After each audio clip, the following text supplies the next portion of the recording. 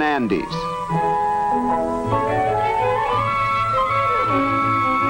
This region is much like the Bavarian Alps, not only in its scenery, but in many of its buildings, such as this little church.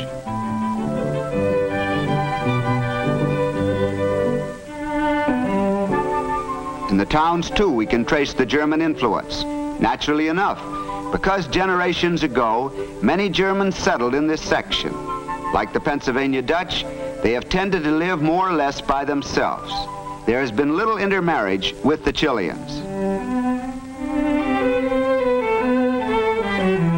They brought from Germany their commercial ability as well as architectural ideas. The Germans here are only one example of a striking fact about Chile, namely the influx of many different races. There are, for instance, many British and Basques, Irish and Yugoslavs.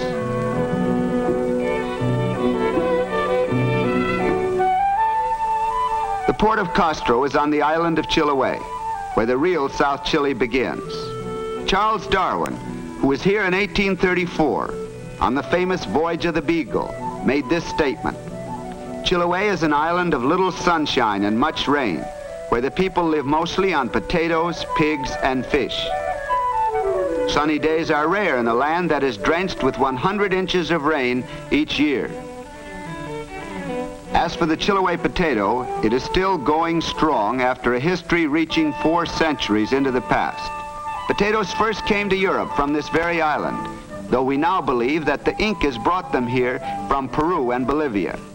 Shipment of potatoes from Castro to the rest of Chile is a thriving business. The men of this island have become the sturdiest of all South American sailors. They have furnished a large number of those who man not only Chile's merchant ships, but also her naval vessels. They are descendants of the unconquerable Araucanian Indians and the adventurous and hardy Spaniards who came to Chile centuries ago.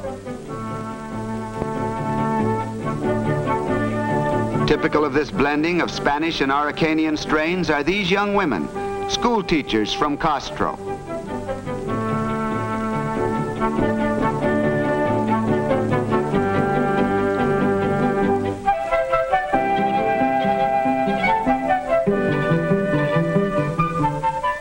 Bound south by ship, touching the island of Chiloé at its port of Castro, and then over the rest of an amazing 1,000-mile voyage, by open sea when weather permits, by the inland passage when the weather is bad. The destination is Punta Arenas, southernmost city in the world. On this voyage, the ship has made its way through a truly forbidding part of this world of ours. The channel, only a mile or so wide, is hemmed in by massive headlands laden with wild forests. Beyond the shores lie vast areas still unexplored. There is constant mist and rain to the amount of 200 inches per year.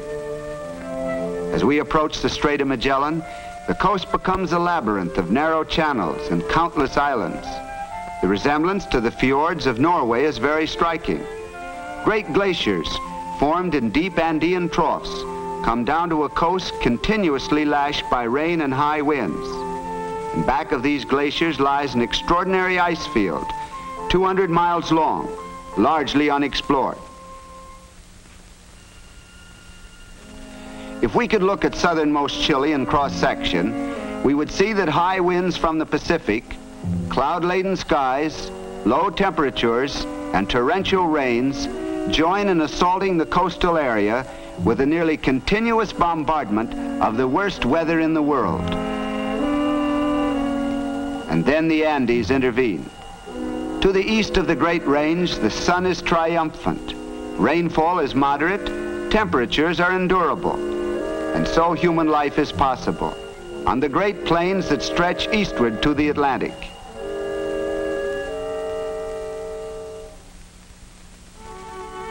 Yes, at journey's end, at the town of Punta Arenas, the world again takes on its accustomed look. After the long journey from the north, much of it through uninhabited regions, here is a busy and attractive little port of 25,000 inhabitants. Most of the men among the passengers are coming down for the annual shearing in the nearby sheep country.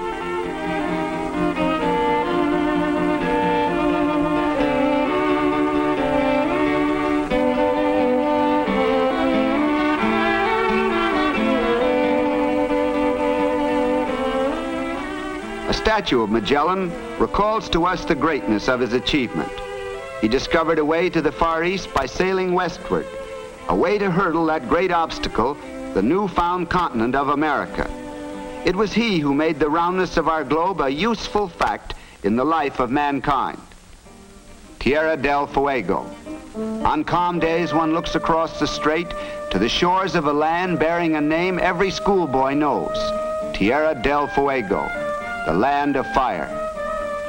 To Punta Arenas clings the great tradition of the clipper ships, for these gallant vessels of the old sailing days had this as a port of call.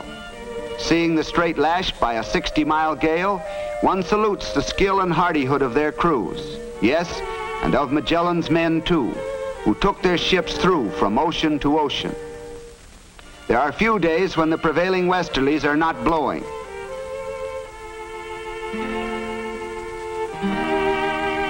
The grasslands withstand the stiff breezes well enough, but the trees have a hard time of it.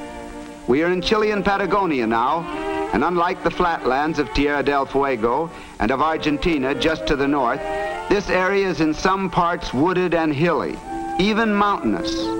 But trees exposed to the winds become weirdly deformed and denuded.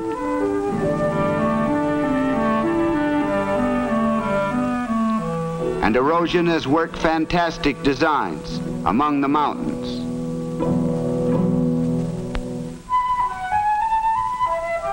The sheep-raising area, appearing now in white, includes the flatlands of Chile reaching to the Atlantic on both sides of the Strait of Magellan, and a large part of the Patagonian plain of Argentina. Strangely enough, the great value of this region for sheep raising was not realized until about 1877,